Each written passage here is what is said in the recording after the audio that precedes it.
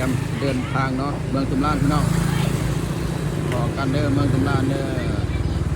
เอาครับเหตุงานเล็กงานเล็กที่เก่านะพี่น้องเนาะท่านใดสนใจอยากใส่บริการหารสร้างร่อนก็ติดต่อประพันธ์มาได้เด้อพี่น้องเด้องานเล็กงานสแตนเลสกันศาสตร์โครงหลังคาเนาะเล็กดัดธรรมดาเล็กดัดอิตาลีเนาะหารสร้างร่อนครับผลิตการจำหน่ายเนาะปลายทางเมืองตุลาเนาะไปส่งงานลูกค้าเดินทางมาฮอดเพื่อนลูกค้าแล้วเนาะทางเมืองตุลาเนาะทางเมืองตุลาเปิดใส่บริการงานข้าวระเบียงเป็นสลีดหรืองานเล็กเนาะมีทางงานเล็กดัดอิตาลีแล้วก็งานเลดเนาะ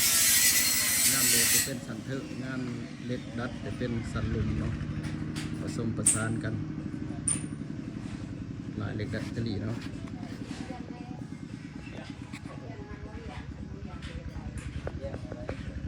ส่งผลงานตอนต่อไปนะพี่น้องเนาะเดี๋ยวหลังจากติดตั้งแล้วจะอัปเดตให้ลูกค้าเบิ่งทีนึงเด้อลูกค้าเด้อ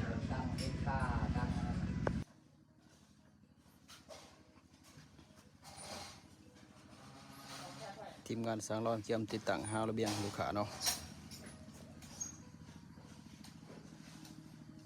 เป็นลูกค้าทางเมืองตุลาเนาะกันมาใส่บริการงานสแตนเลสหารสร้างรอนเนาะ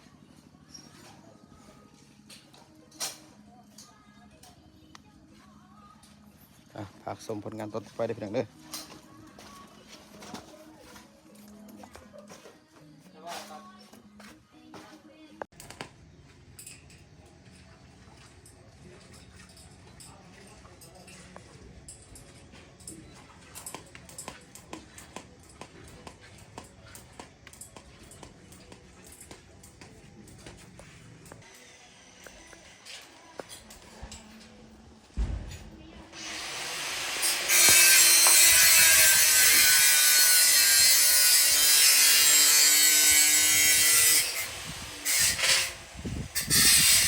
มันติ้มเลยนะเนาะ